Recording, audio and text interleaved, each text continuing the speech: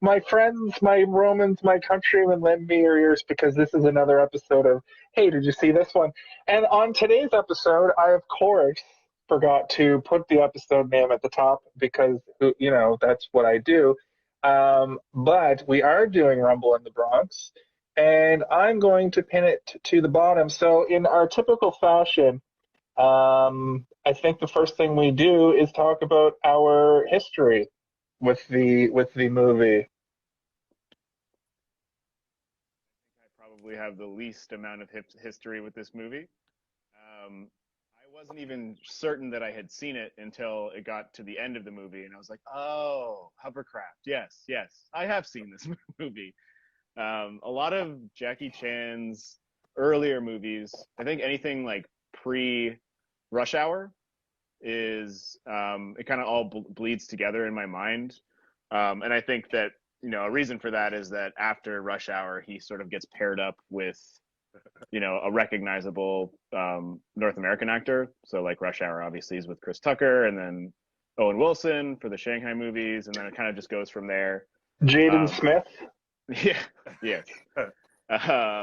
But I mean, everything before that, not only were they sort of like, my parents wouldn't have let me watch a lot of these when I was a kid because my mom told me that all violent movies were scary. So if it had too many punches and kicks in it, not for me. Speaking of But scary, that alley fight.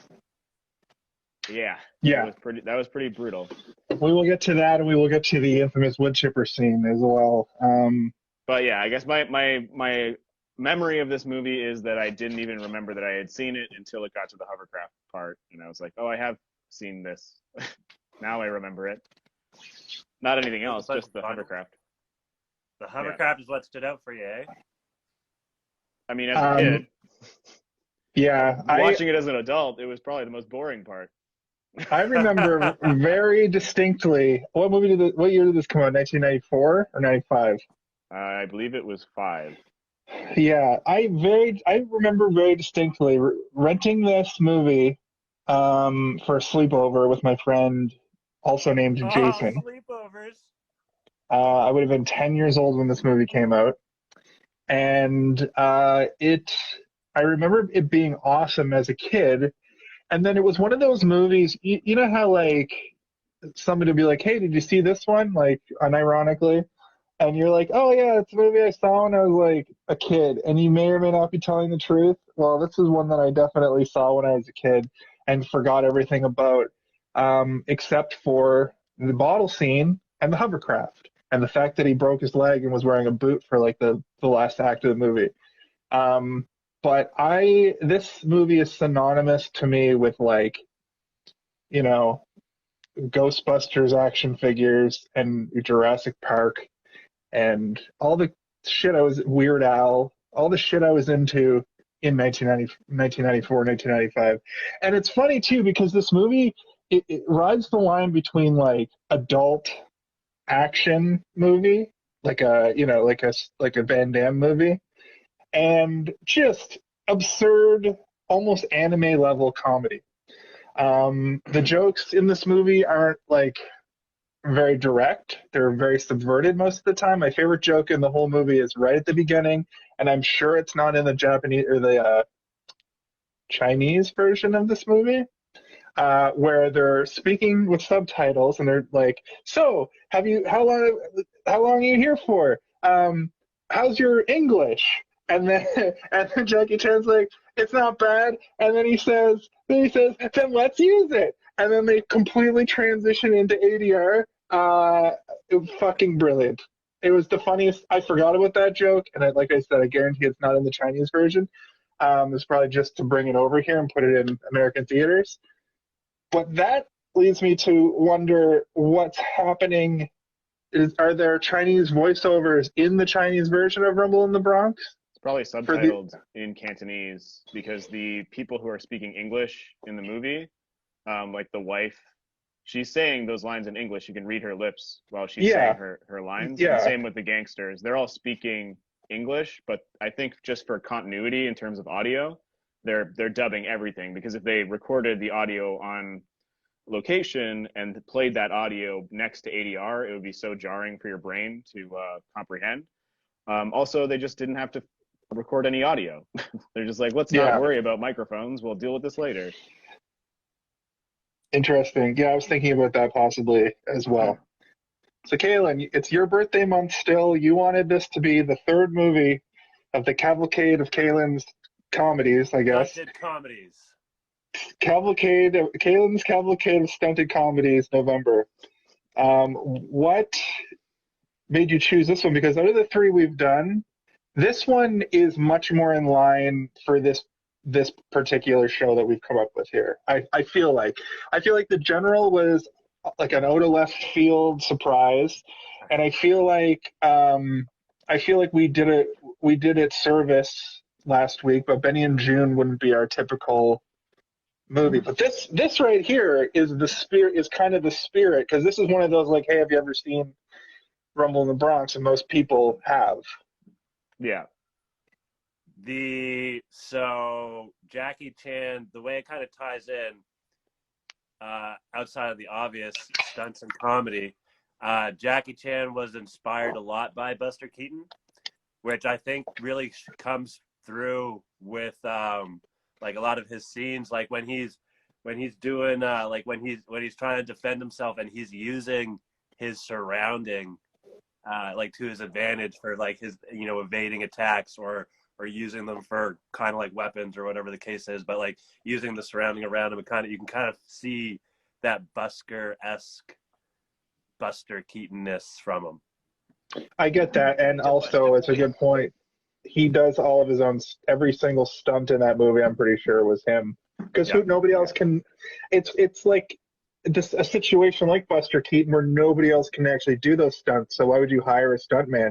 You just have to get like triple the insurance on your lead actor.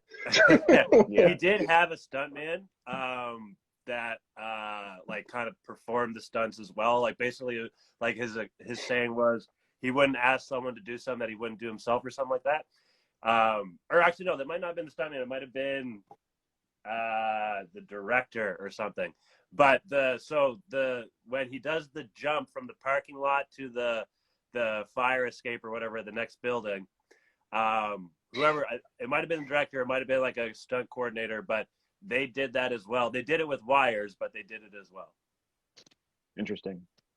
Yeah. That jump is crazy. Earlier, yeah, I was trying to be pretty eagle-eyed because I know that Jackie Chan pretty much like his entire career, even up until recently, he does everything himself, right? And so I was trying to, at every moment possible, be like, where is he not doing it? And even the car stunts where the car is flipping around and doing crazy shit, he'll like look up and you're like, that's him in there still.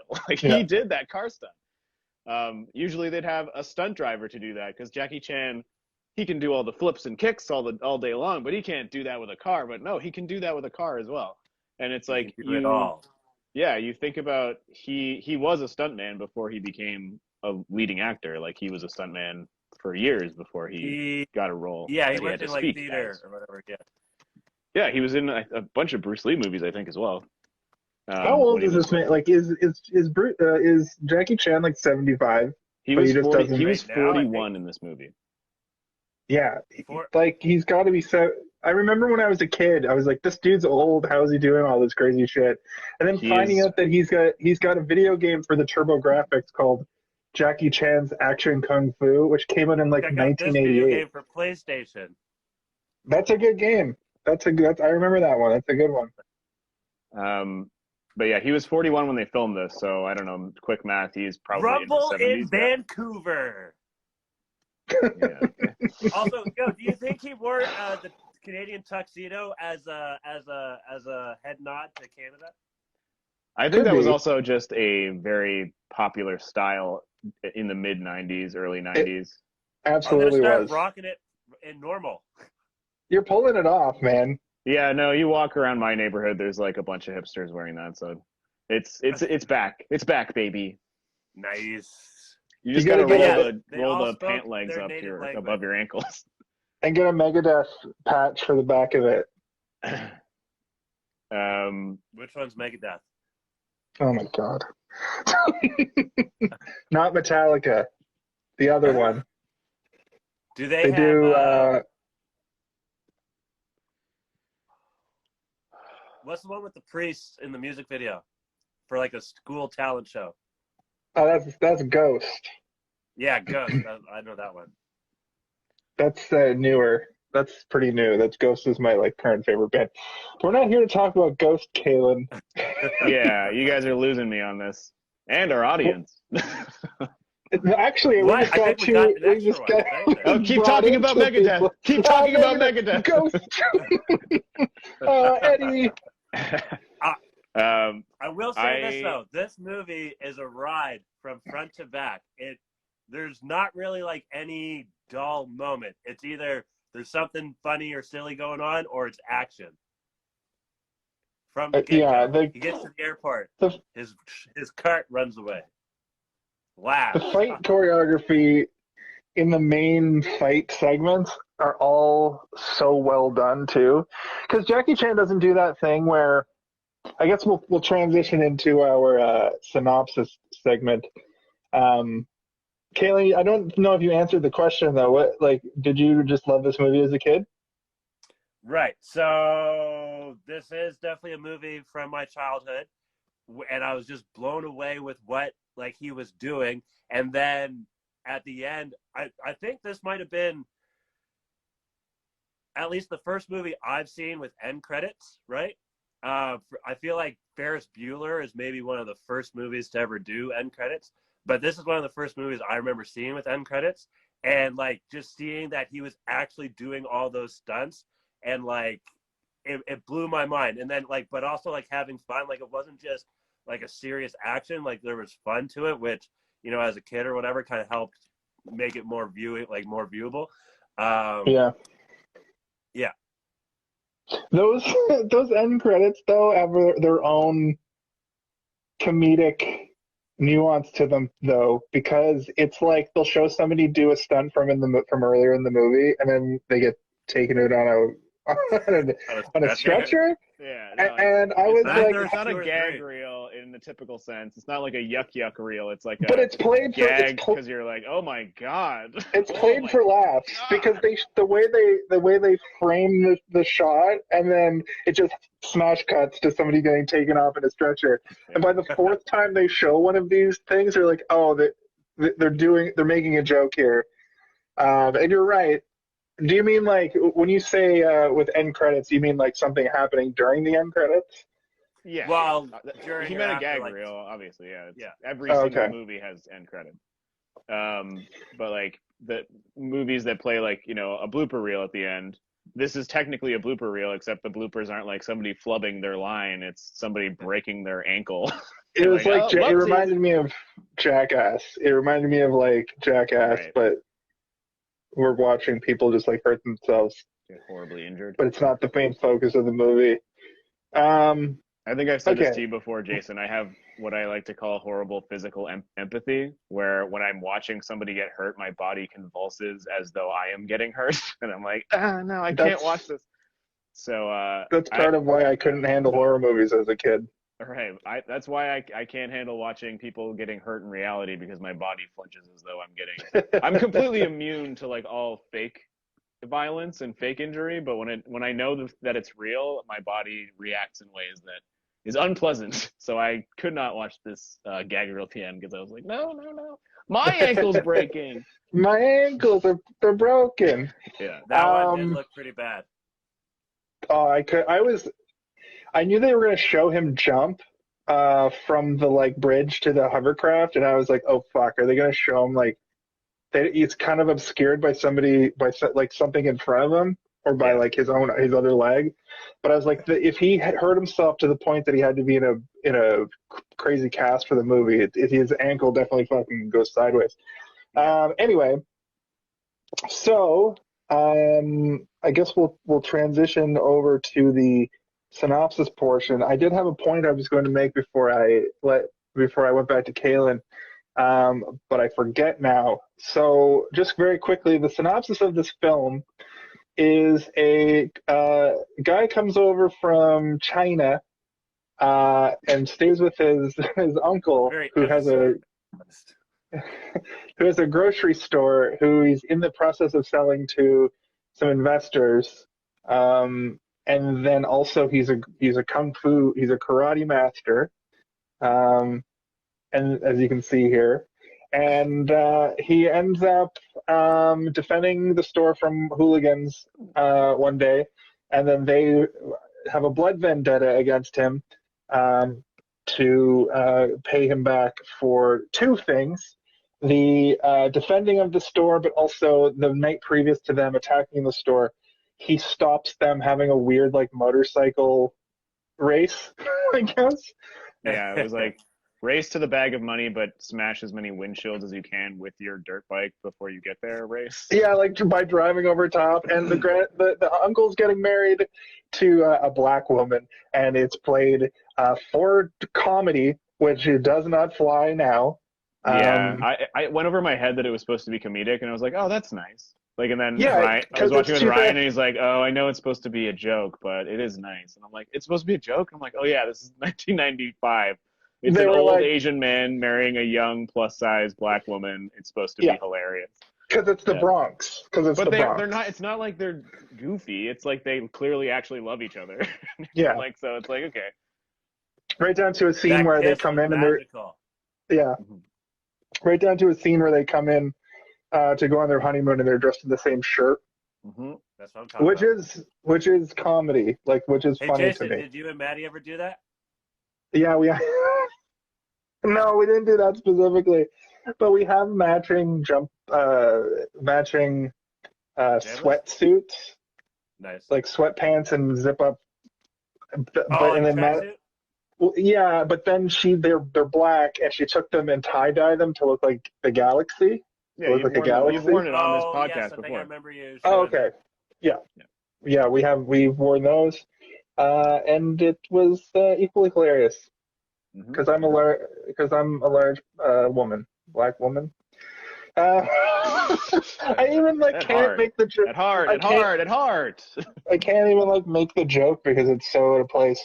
That said, for a 1995 movie, I'm surprised those goons didn't use the F slur or the R word, uh, which is good, It's I because it guess. probably wasn't written into the script in Cantonese, and they're like, well, no need to have it because it Yeah, doesn't exist. yeah. So basically, what happens is the Jackie Chan and the hooligans have some back and forth until they all become best buds because there's a greater threat, which is like these like stereotypical video game style mafioso guys that look like FBI agents. Yeah. Yeah, And they all look like in the Matrix 2 when the agents get upgrades, but they look yeah, like something maybe went wrong with their code where they all look like goofy. their eyebrows are all like a little Yeah. bit too low. The The one one guy guy's that kind of head looks like tapers Penn. up. Yeah, the guy looks like Penn Jillette. But like if Penn Jillette was even weirder looking. The main one Um, looks like in Ninja Turtles, what the robot that Krang goes yeah, inside of. I was like, Yeah. who does this dude look like? Yeah. Man, Where's yeah, the lime? Where's the PC lime? the PC Lime was we all were talking to each other on the chat on our hey, did you see this one chat where we sometimes talk about the movie, but usually we save it for the show. But this time I sleuthed, and it turns out Steve had already sleuthed, and Oh I yeah, I saw had my eyes peeled for anything Canadian in this movie the entire time. well, that's what made me wonder. That's what made me look it up. Actually, my wife was upstairs, and I was like, "Was this movie filmed in Toronto? Do you remember?"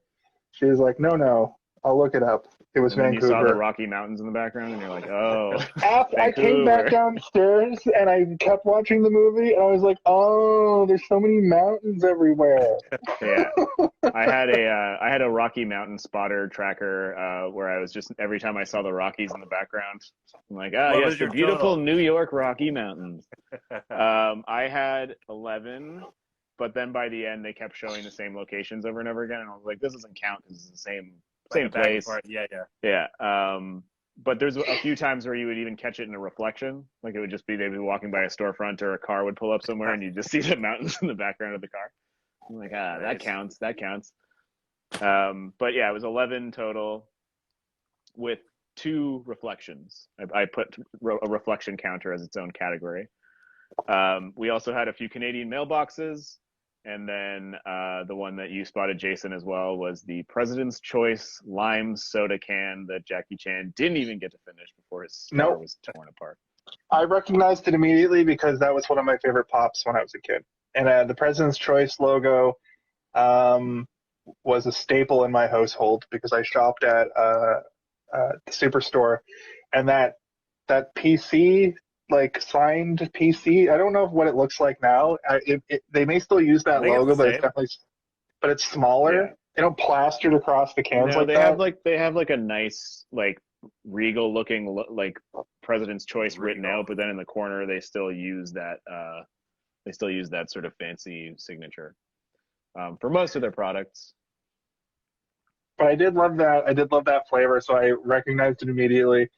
Um, did you happen to notice if there were any Canadian street signs? Because Oh, if I you watch The wasn't paying Boys, attention to that. No. it's supposed to be like a New York adjacent kind of city, but Yeah. it's so like it just looks like downtown Toronto if you just look Oh yeah. around. If you Because live it in is. Toronto and watch The Boys, you're constantly like, I know where that is. I know where that is too. Oh, that's the Opera House. They just made it look like a bigger building. Cool. Yeah, exactly. Is that their main base downtown? Yeah, the is it Roy Thompson Hall or is it? I Yeah, think so. yeah, and they just I've extend seen it. concerts there. Yeah. Yeah, I think me and you went to see something. Where was it? Where was I with you? Oh, we went to go see the Final Fantasy. That wasn't at the same That was at the Sony Sony Center. Center. Yeah. Opera playing But Final Fantasy music. not opera, but Kinda. it's a symphony, not opera. Opera is like story told through singing, and it's not as fun, I would say, because No. you got to pay attention to figure out what the hell's going on. That's more like a play.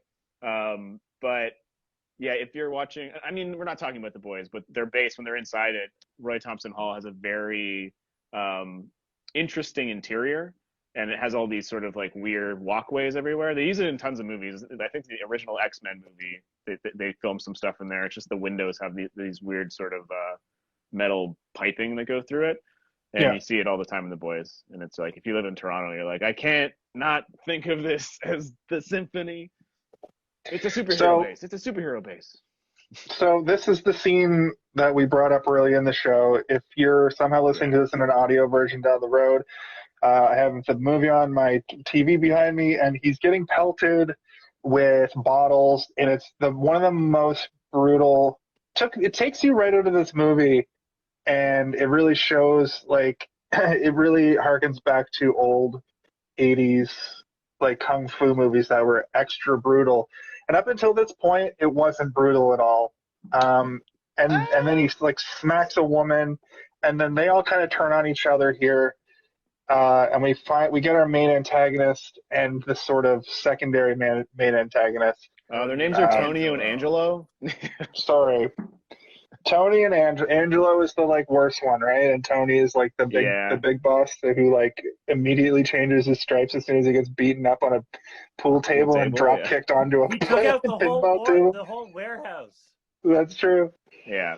I don't know. I would say that scene is definitely very brutal. I think it's the first time where they show someone who looks like they're grievously injured, which, obviously, and it's frighteningly filmed the way the glass is like shooting down the alley and everything, and he's pinned and there's no escape.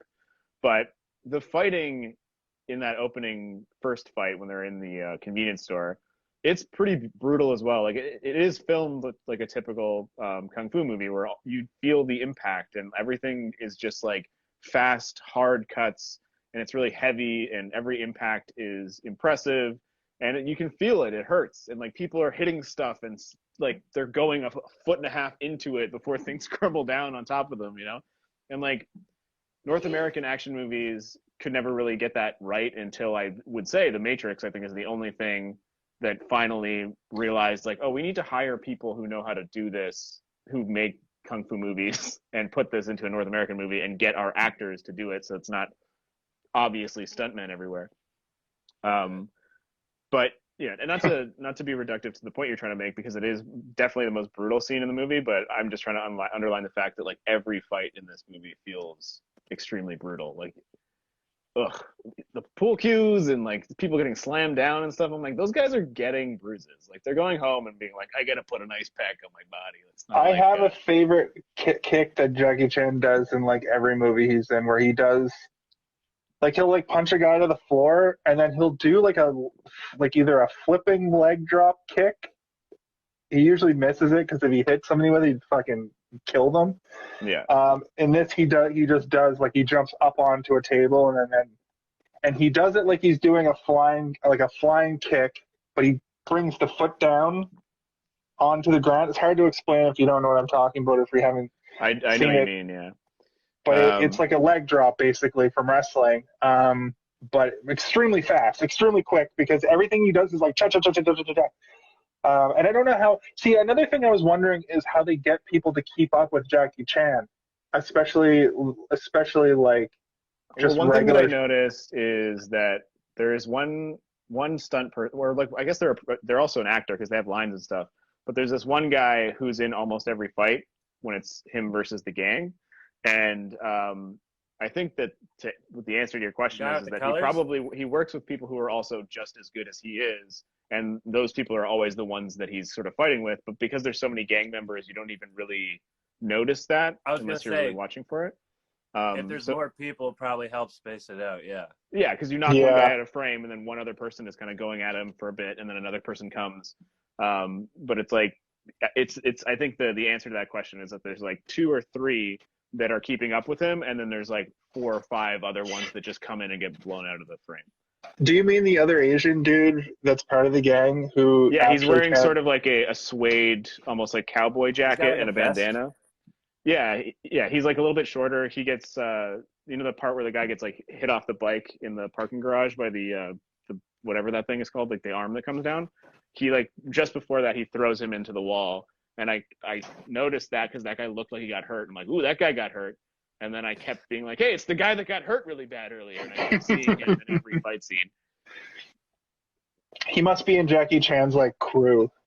Yeah, I wouldn't doubt it for a second that if he went back and looked at movies before and after this, that guy probably is floating around in fight scenes wearing like a suit or a tuxedo in a Rush Hour movie, or dressed like a cowboy.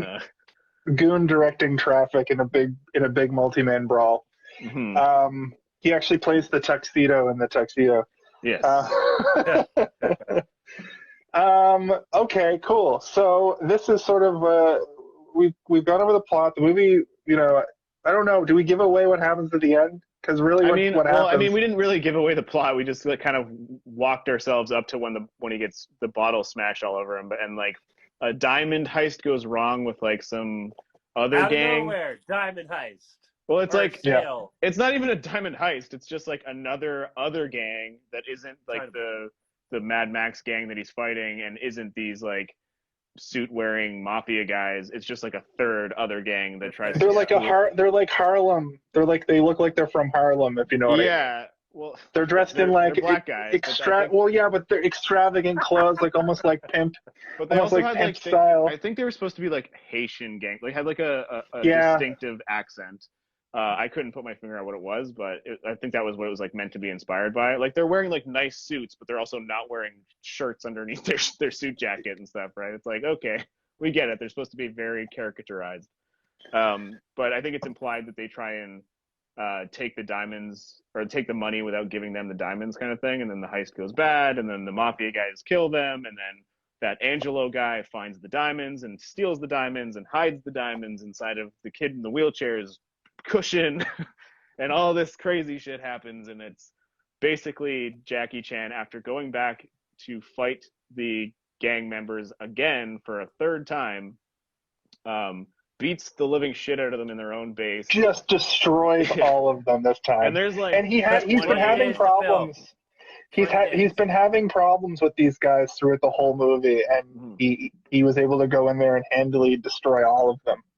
Yeah. You said it took 20 days to film that scene? Yeah. I believe that. I believe it. Very long fight, and I assume so many people got injured. Very intricate.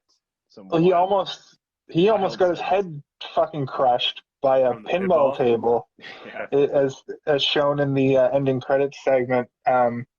with the blooper reel, he's supposed to like fall down behind a pinball table and just get out of the way in the nick of time before it's pushed back on his head, but it does get pushed onto his head. Yeah. Yeah. Gives him the old melon squeeze. The old melon baller. Yeah.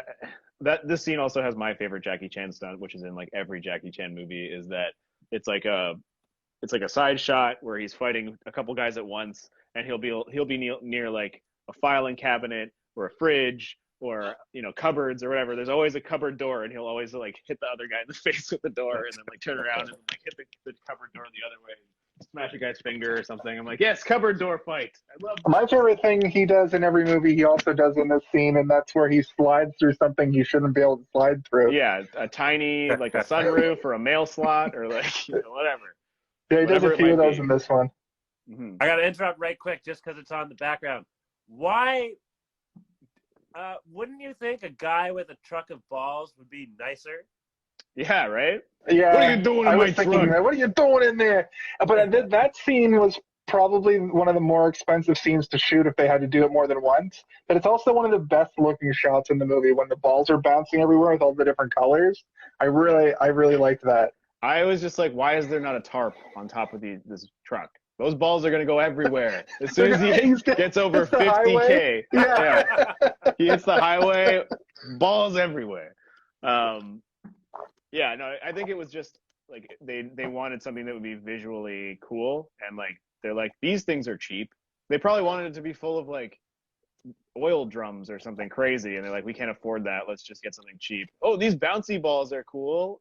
Are they? If you get enough of them, yeah. Look at we'll push it off a building and they'll bounce everywhere. It'll be sick. But I agree, Kalen, that guy who was like, what the hell are you doing? It's like, can't you see that he's being chased by a bunch of crazy gang members with like chains and bats, and they're riding on motorcycles and they're saying, I'm going to kill you? Give him a break. You're like, he's not in here. I just need to deliver these balls to the local orphanage. Alternatively, what happens in another cut is the guy's like, hey, what are you doing back there? And Jackie Chan's like, get me out of here. And then he gets him out of there, and then credits.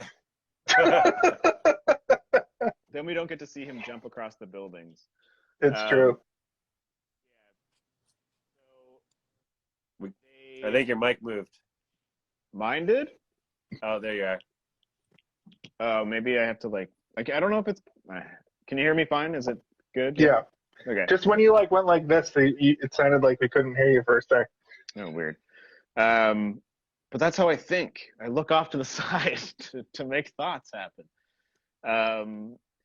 Where was I at? I was going to say, oh yeah, we'll just continue. The gangsters realize that they have the diamonds, and then they decide that they're going to use it as like a. What do they do? This part was kind of like weird to me, where they are like, we need this as a ransom, but they don't call them to do the ransom trade-off deal before the entire grocery store gets like pulled down by chains or whatever. Like, I think it was. He stole Tony's girl, isn't that? Oh no, never mind. Yeah, no, they kidnapped. It was like he. Okay, so they wire up Jackie Chan to go infiltrate these mafia goons, mm-hmm. And then he's doing a good job. He's like, so tell me about this thing that happened with the diamonds. Yes. Forgot about that cigar cop. And then and he's just constantly smoking a cigar. Yeah. And then he's like, tell us about White Fox or whatever the main bad guy's name is. And they're like, oh shit, don't bring up White Fox or whatever his name is, because they'll know that something's up. Right. And then he goes to talk to the woman from the grocery store to be like, oh, I have all these diamonds, what should I do? And she's like, well, I'm gonna. Yeah, and then that's when they come and tear the fucking that set. They must have built that. Did you know there's a strip club? There's a strip club at the back of her store. Yeah, the girls sign. Yeah. Yeah. They show it a couple times. Yeah. You never see any evidence that there's actually. I just figured that was clever advertising by his uncle, being like they have the big porn sign, and then people just go and buy like some fresh produce or something. Oh well, while I'm here, I'll get a banana. Yeah, exactly. I got bananas on the brain. But the it says girls, girls, girls be going, and it's guys, guys, guys. And that's cool. So I did like, I want to talk about this set for a second because I couldn't tell if they took a building and just took all of the like support out of it, and then they were just like, because this is another shot they could only do once. There's no way that they were able to like reset this shot. Yeah. But they clearly did some after work to the torn apart building because of the way the couch was hanging off precariously, the way everything like looked good. So I'd like to see how they did this whole scene because they pull half the building off of the building. I assumed that they had built that entire, because it looked like it was just a giant parking lot, that they had built that thing into like the corner of some buildings. And even the interiors of it wasn't super fancy or anything. It didn't like I think the most impressive part of it was that there was a spiral staircase in the center of the grocery store. I was like, wow, fancy grocery store. I think you're probably right. They probably just built that whole thing in there, shot everything they needed on the interiors, and then just ripped it down for the final shots of it. Yeah. But then after they tore it, they had to like rebuild it to look like a torn in half building. Right. So it would be cinematically nice. Because I like when he's on the cell phone for the deal and he's like standing right in the only raining water, like the pipe burst, and he's like standing. The woman is like standing up to the side, nodding, and he's on the cell phone in it. Like, it reminded me of did you guys see the Popeye movie? You guys remember with Robin Williams? Robin Williams. It reminded me of certain scenes in that movie that were very much created for the movie because that takes place in a place over in the Mediterranean. Why can't I think of what it's called? Anyway, you can go on tours there, and they just took this island and turned it into like, Popeye land, like the where Popeye lives in this live action like Popeye movie, a fishing village or whatever. Yeah. And they did that. They clearly did that with this little alleyway that they built this set in. But was the grocery store a different place in reality? And then they built this secondary thing to be torn in half, or did they have this fully functional building that they just tore in half? I think they probably built it all. Seems like the most cost-effective thing to do, unless they were already planning on ripping a building down and just were like, hold off for a couple of weeks while we film in here and then do it. If they can afford that, why couldn't they afford a game for the Game Gear? Yeah, Caleb, why don't you walk us through that bit, because Malta, that's where Popeye was shot, Malta. But yeah, why don't you tell the people about your thoughts about the Game Gear in this movie? It drives me insane. It's driven me insane my whole life. The kid is playing a Game Gear with no game in it. It is a massive oversight. It's a huge oversight. It happens in more movies than you'd think. Any movie that has an exposed game in it for a console or like a handheld, anybody who has ever even remotely had any experience with one is going to know that there's no game in that Game Boy. There's no game in that Game Gear. There's no game in that Super Nintendo. But they're playing games somehow. Yeah. And right down to the buttons the right way.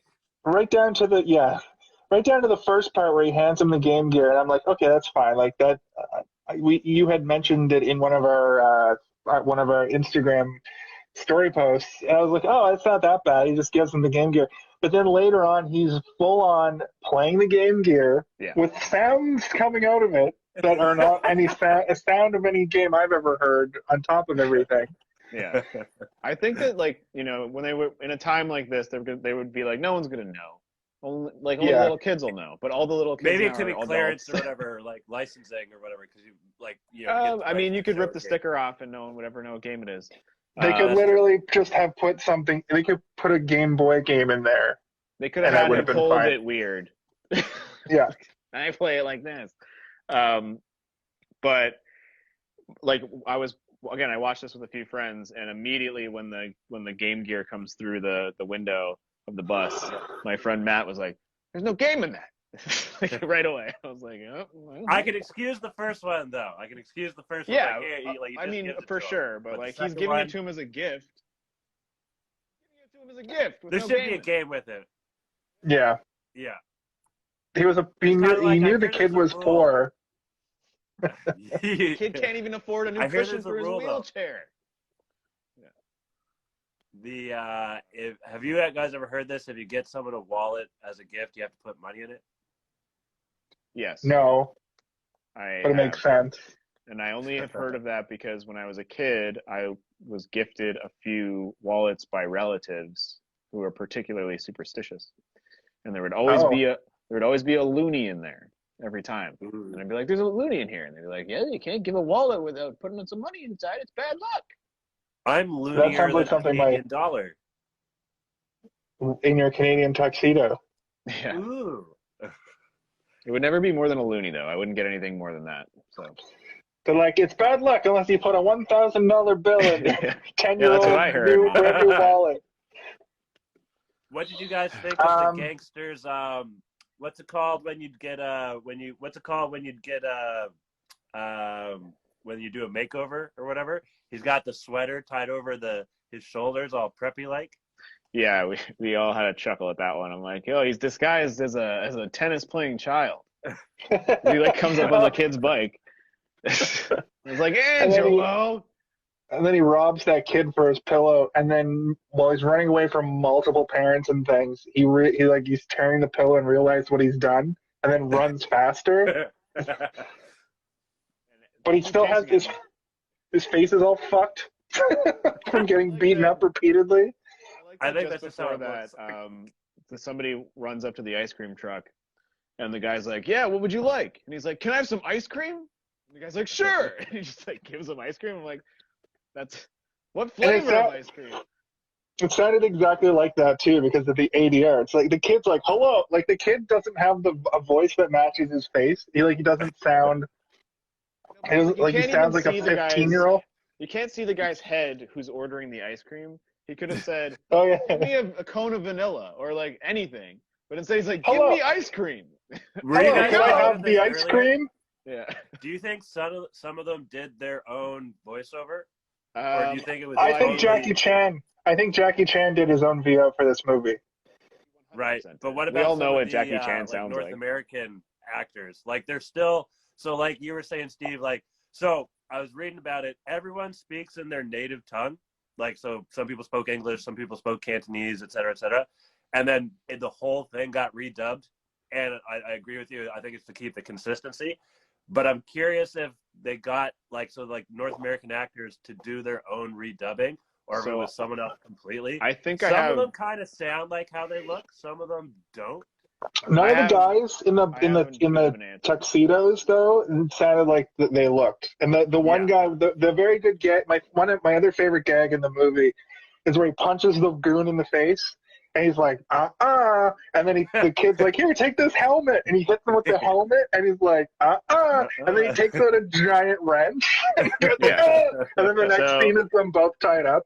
That scene in particular is where I sniped the voice of that actor. The guy is not the actor doing that voice. And I know because the actor who is doing that guy's voice in particular is a voice actor primarily, and he does voices for anime, video games, all sorts of stuff. So my theory, based on that one moment where I'm like, I know this voice, I've heard this voice in a million cartoons and video games, is that they probably took the final cut of the movie to an animation studio and just got a bunch of voice actors that work in-house to do the additional voices outside of Jackie Chan, because Jackie Chan was at this point trying to become a household name in North America. And he wants to be able to do his own voice in movies when he's acting, right? Mm-hmm. So I would say that the likelihood of even a single one of those people doing their own voice is probably pretty low. They probably did it out of some sort of LA-based Angelo kind of looked like how he sounded. That doesn't mean anything. A good voice actor can make any voice come out of any face and have it match. That's why you hire good voice actors, right? It doesn't mean that it doesn't. I know what you're saying. I agree with you, but it doesn't necessarily mean that it was that. Batter up. So Hey, like, it's me, Angelo. Hey, because you like guys. what they would have had to have done is fly that guy from Vancouver to do his You own. punched my already broken nose. Okay. Anyway, I think I made my point. He says, like, Because you guys are does just gonna say, start yelling the lines over top of me. That's fine. but that's all good. That's funny. So essentially, what happens in the climax of the movie is the bad guys have a hovercraft and they're trying to like get away with the diamonds, I guess. Yo, would Jackie, that crush you if you got ran over? Like, how bad would that be? I think it Especially in would. the sand. I don't think it would suck the chrome off of a Lamborghini, but I think it would fuck you up pretty bad to get ridden over by it. But basically, what happens is Jackie Chan gets this Lambo. He gets a sword and just cuts the side of the fucking hovercraft in the best, stupidest, most cartoony, best, dumbest, smartest moment in cinematic history. I mean, this whole movie is full of cartoon moments, right? Like that's like he turns into like a medieval times knight for a moment in a really fancy car with a sword. Not even a sword. It's like a sword with a saw on it. It's like a saw. It's like a video game. It's like a video game RPG fucking cleaver. And like 2 scenes before that, the cop who always has a cigar in his mouth, and it always looks like he just lit a full-length cigar like a second before, gets shot in his cigar. He gets shot in his cigar, like ding, like gets blown. Not to mention the very end of the movie where they cut back to now Jackie Chan is driving the hovercraft and the side of the hovercraft is just duct taped back together, and then his now girlfriend who used to be a hired goon is like, "Do you know how to drive this thing?" And he's like, "Yeah, of course I can. Sure I can." And then he drives over the bad guy, Silver Fox, or whatever the fuck's name is. Yeah. And when he drives over him, it just takes off the back of his clothes, and he's just got like what looks like some scratches.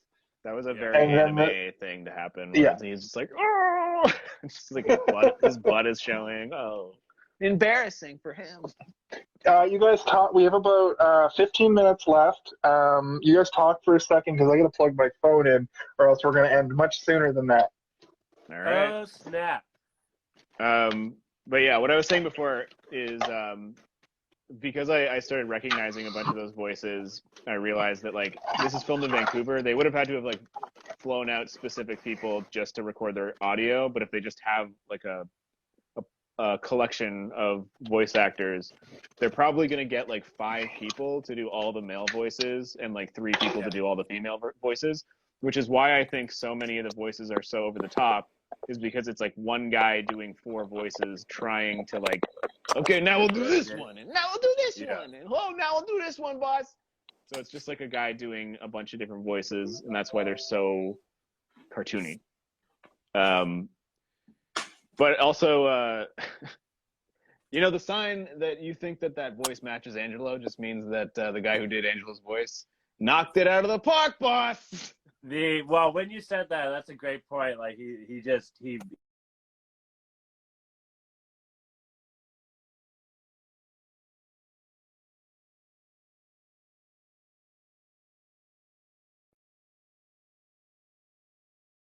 real of like the voice actors and then the actors, and I didn't bother watching. The voice actors was much shorter.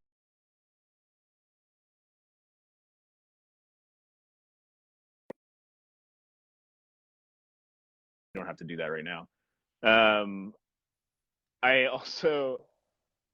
Yeah, we can hear you now. Okay, you sound that. gurgly. Oh, your quality is so low now.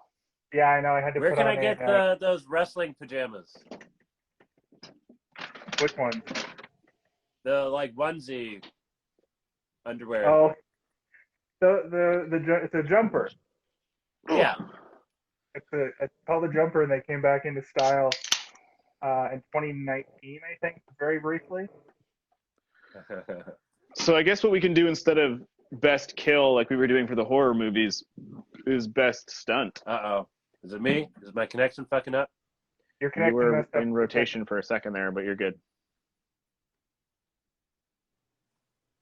Yeah, apologies, guys. I'm having some technical difficulties over here, but I think we're good now. Favorite stunt? What was your favorite stunt? My favorite stunt included him driving a Lambo. Probably when they showed how they did him getting dragged around behind the hovercraft on the water. Right. Mm-hmm. That was a pretty good one. And you gotta mention jumping from one building to another building. Mm-hmm. I did like a sunroof when he goes in the sunroof and the motorcycle almost drives on his nuts. That was scary.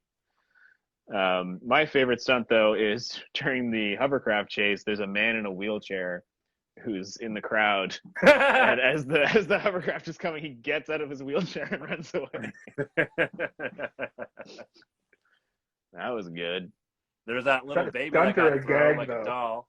Oh my god, yeah, I forgot about that. Baby stunts. I liked when he tried to like get all like in between the wall and the truck. There's another, and then like he hits the side of your mirror, hits his shoulder or whatever. Yeah, I guess it's hard to pin down because there's so many. I mean, Jackie Chan movies are just, that's what they are, right? It's like, he's not the greatest actor in the world. You got to just wow them with your body. Whoa. He is one of the best actors. Okay. Yeah, look at this. Look. I mean, agree to disagree. Yeah, he's a good physical actor for sure. Actually, you know what? I've seen a couple things recently where he's not able to do as much crazy stuff. He still does lots of stuff for somebody who's like should be taking it easy. That's how you stay young. Yeah, how are your bones still so strong, Jackie Chan? But yeah, he's gotten pretty good with age. But he's still like, when you see him in interviews and stuff, he needs like a translator and shit. It's crazy. But I think he doesn't like live in LA or anything. He lives primarily in Hong Kong, I believe. He's also extremely wealthy. Like, he is wealthier than a normal celebrity. Like, when you go to Hong Kong, he's like owns everything. It's like, well, he already had a full career before he started to become an American household name with this movie in 1995. Like, he was already a full star. Shitload of movies. Yeah. And I own a bunch of them. I remember seeing an interview with Chris Tucker. I think it was. I have like all the Rush Hour movies. I really like them a lot. They're like they're good. I like them, and I know they're a little bit problematic now because Chris Tucker is insensitive to Asian culture. But oh god, yeah. What? No, I mean in the movies, his character is just super racist. But in the 90s, you were allowed to just be super racist if you're a black person to Asian people, and no one cared. Nowadays, you can't do that anymore. Sorry, Chris Tucker. No Rush Hour 4. As much as I'd love to see a Rush Hour 4, that'd be great. Or Friday 5. Yeah, but also they became really good friends, like Jackie Chan and Chris Tucker. But I remember seeing an interview with Chris Tucker, and he was like, I didn't fully understand Chris Tucker's wealth until I went to visit Hong Kong with Jackie Chan, and we were driving in... You mean Jackie Chan's wealth? Reverse. Sorry if I messed it up there. Yeah, just flip what I said. Chris Tucker is appreciating Jackie Chan's wealth while they're in Hong Kong, driving in a car together, and Chris Tucker would be pointing out landmarks and like hotels and casinos and being like, wow, look at that, that's crazy. And Jackie Chan would be like, I own that too. And he's like, what? You own all these things? Jackie Chan has acted in 141 movies, to put it in perspective. Nice. Most actors we've dealt with in this show have high 70s. Yeah. If they're crazy long actors, mostly like around the 40s or 50s, especially for newer movies. Right. 141 movies. So by the time he was in this, he was probably already in 60 movies. Because after this, he just becomes a household name, and when you become a household name, you just have to be in a movie a year, right? Put him in everything, and then also you cash in on his previous. They made a pack. I was reading about it. They made like a package deal with like the production company or whatever to like release his like previous movies or whatever under their name or something like that. Yeah, he also was able to just license himself. You know, like he's like, I am a product now. Like you can just, he was like a Michael Jordan almost, where like you could just put his name on stuff and people would want it immediately. Or like, you know, like you could, very few celebrities would you be able to just tell who they are from their silhouette, I think is like something that was a staple of like Michael Jordan's fame, where you could just have the silhouette of his head and you'd be like, that's Michael Jordan. I know that because he puts his silhouette on everything. And Jackie Chan is the same way, where he would have his like leap through the air, similar to Michael Jordan's leap through the air that's still on shoes and shirts to this day. Jackie Chan had the same sort of leaping kick, and you'd be like, Jackie Chan, I know it. It Yeah, also cartoon seems show. so like it seems like Jackie Chan will take any movie. So is he the Chinese Nick Cage? I would say that he's more like the Chinese Sam Jackson, because Sam Jackson Okay, is but good. how many movies do you think Nick Cage has been in comparatively? How many movies do you think Nick? I have it pulled up here. How many movies do you think Nick Cage has been Ooh, in? okay. Let me say. Okay, you guess, then I guess. He's been in a lot for sure. Nicolas Cage. Total movies he's acted in. Yeah. No. Let me give me 99. Okay, close. Steve. I'm gonna say 115. And Okay. but I'm also going to say that one of the reasons he's in so many movies is because he constantly gambles away all his money and he just makes like a string of movies in a row to pay his debts. I like that. I like that storyline. Okay, I looked up Sam Jackson, and after talking about Jackie Chan, how many movies do you think Samuel L. Jackson's been in? Samuel L. Jackson, I think, has been in 100 and they're similarly aged. Keep that in yeah. mind. Yes, Sam Jackson is what, 72, I think. Yeah. I'm going to say Sam Jackson has been in 184 movies. Let me go with I'll say 130. Okay. This is going to blow your fucking mind. Samuel L. Jackson has been in 199 movies. Oh, nice. That's crazy. 20 of them are Marvel movies. Yeah. I should have added the Marvel movies. I would have been right there. Yeah, exactly. That's fucking crazy, dude. Wow, we taught a little something this week. So we've got 10 minutes left. Right. We went over. I think we've talked about everything we wanted. I've talked about everything I wanted to talk about. I can get to start the show off doing the ridiculous VO accent, as I like to call it. There is one thing I wanted to mention, which was a gag early on in the movie, is when he is in the convenience store and he's looking through the two-way mirror, and then he's like looking at himself, and then he's like working out slightly, and then he like pops a zit in secret. I was like, oh my God, how embarrassing. But then all I could think in my head was like, those are all things that I know I have done in a mirror when I thought that no one was looking, and it was very realistic. Like I've done every single thing that he did in those mirrors, I have done in a public place.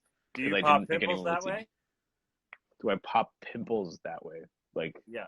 Is that your method, your style for popping pimples? Just squeezing them? Yeah. How is there another way? What's the other way? Knife? I'm trying to think. I feel like sometimes there might have been once or twice where instead of trying to push out, I've tried to like spread the skin or whatever back so that it goes out on its own. Oh my God. Okay, let's not talk about this anymore. That actually made me almost want to gag. You just describing that.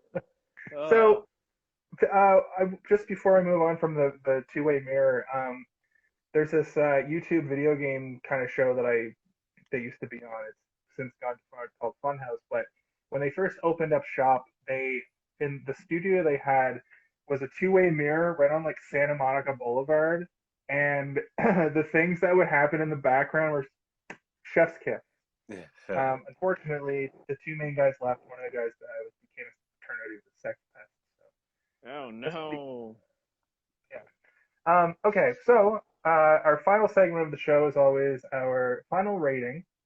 I'm gonna go first because I want to, and and Rude. essentially this movie, I'm gonna give it a pretty high rating, guys. I really enjoyed watching it. It was fun. It was entertaining. Like Kaylin said at the top of the show, it starts off with some shit happening, and the shit does not stop happening. For a runtime of 87 minutes or whatever, um, it's an hour and like 27 minutes.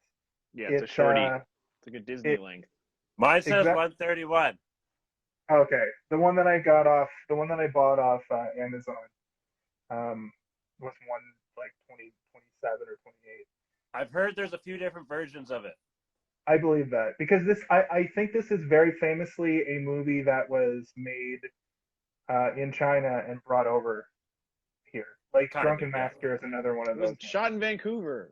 Yeah, We know like this. No, it wasn't. but like Yeah, it was no, it shot in was Vancouver. financed and produced by a Chinese company, 100%.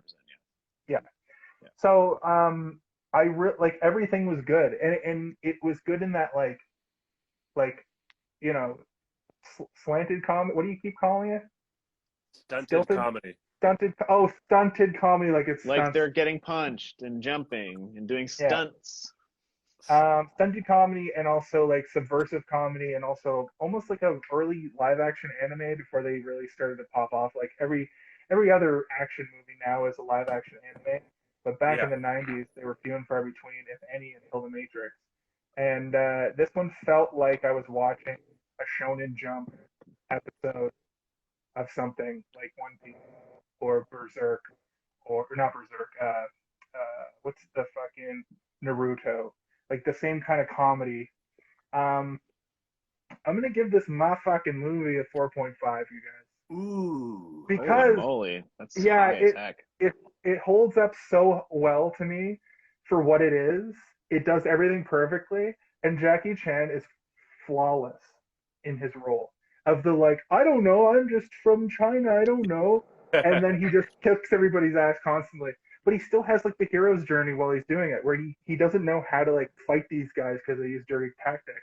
But when he has to like get it together and he has to get a crew together to like take down the real bad guys, he's able to do it. And I know that's high, and I feel like I should have like I'm pretty sure I gave like Halloween like a 2.5, Yeah, you did. and comparatively, I think you gave it a 2 flat, like a flat 2. yeah, like comparatively, these movies both did certain things for their genre. Yeah. Yeah. But just had more fun. It's all about fun here, folks. For me. So yeah, I'm sticking by my 4.5, and I ended that movie and I said this is a fucking piece of cinematic history. Gee whiz. That is Yeah, high praise. yeah. Cinematic history. I think just it gave us Jackie Chan, and all of his movies kind of pale in comparison to it. I mean, He's got one or two. Drunken Legend of the Master and Drunken like Super Master Cop is fucking dope. and The Tuxedo, of course, starring Jennifer Love Hewitt. We can never forget the tuxedo. Every girl's crazy about a well-dressed man. Yeah, I assume that was in the trailer. But yeah, so you guys can Rochambeau for who goes next. I can go if you. I mean, it's up to you, Kaylin. I'm gonna.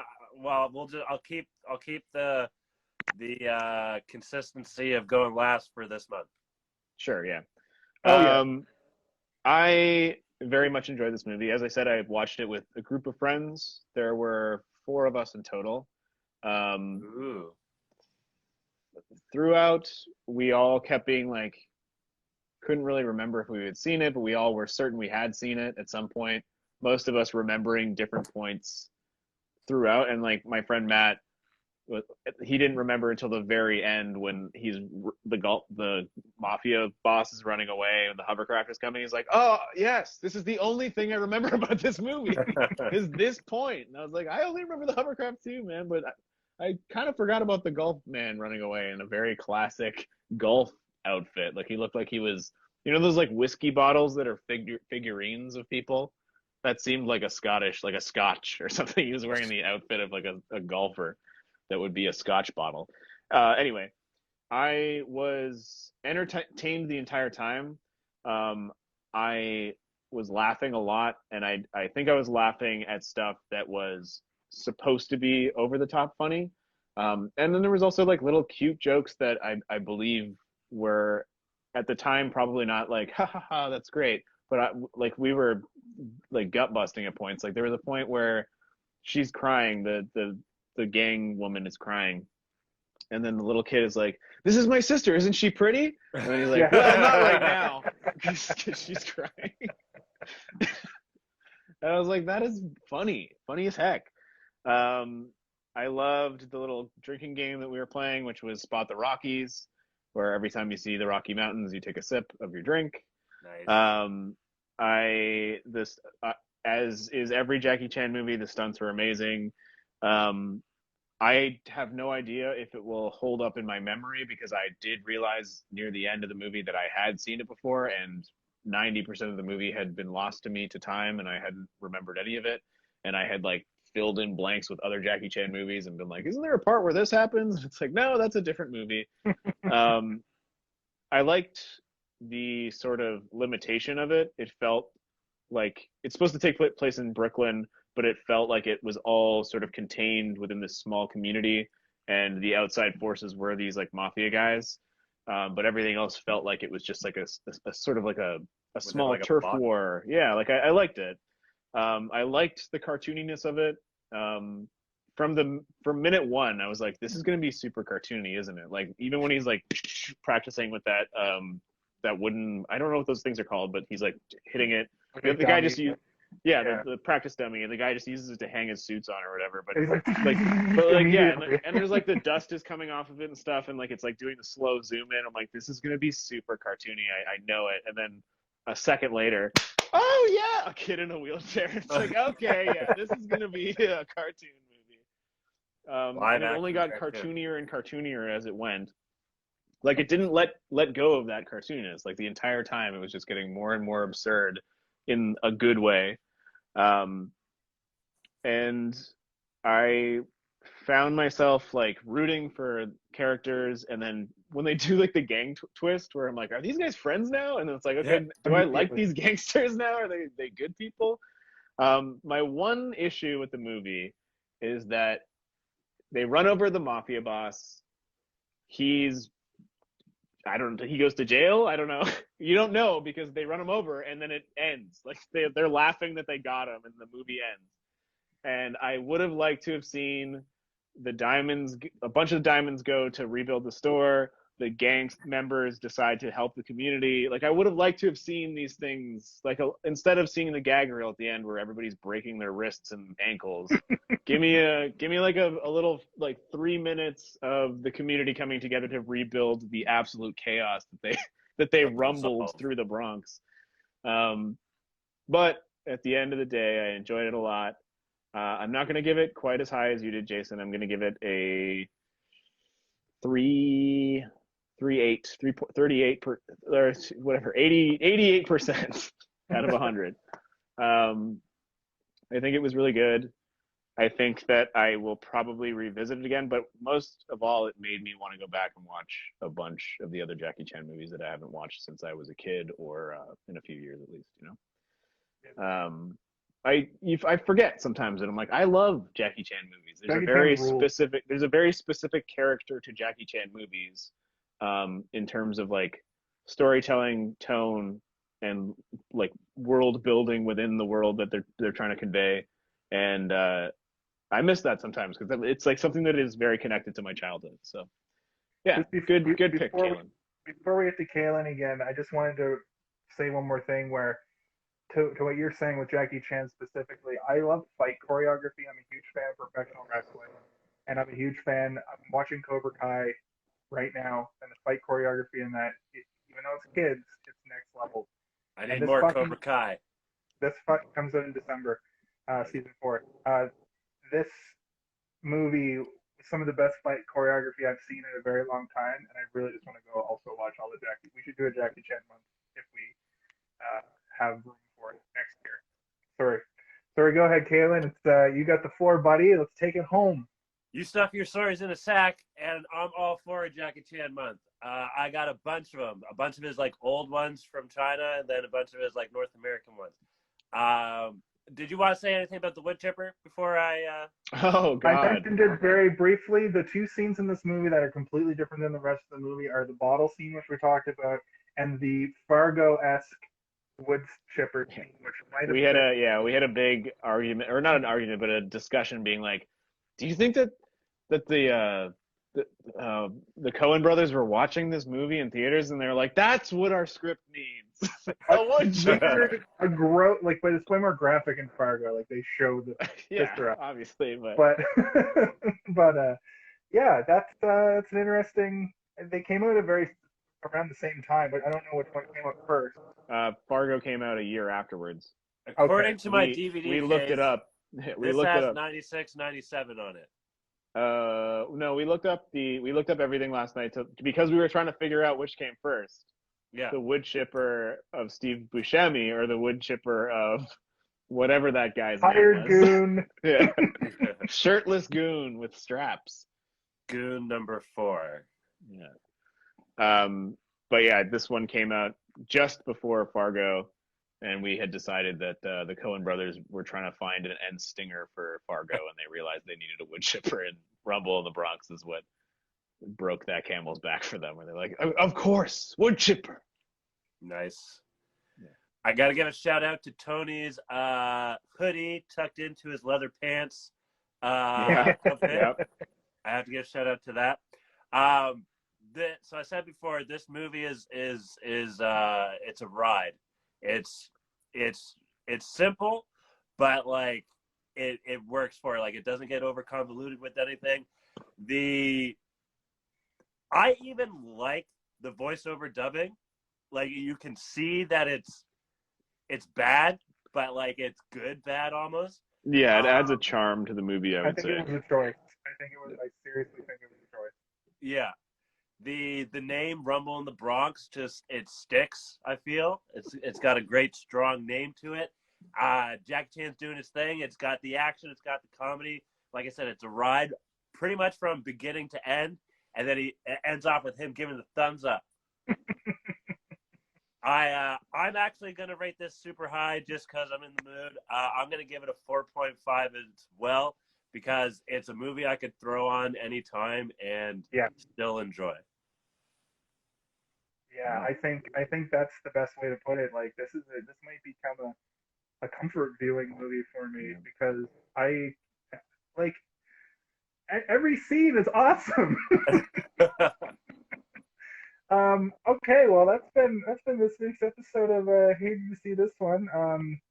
I want to ask a very important question to not only you guys but our viewers. But hey, see this one? Hey, did you see this one? I did. I saw it. Oh. For Stephen Kalen, of course, always. I am Jason. For Jason and Steven, I'm Kellen. For Kalen and Jason, I am Steven. And we'll see you next time when we cover the hit movie that Kalen will say right now.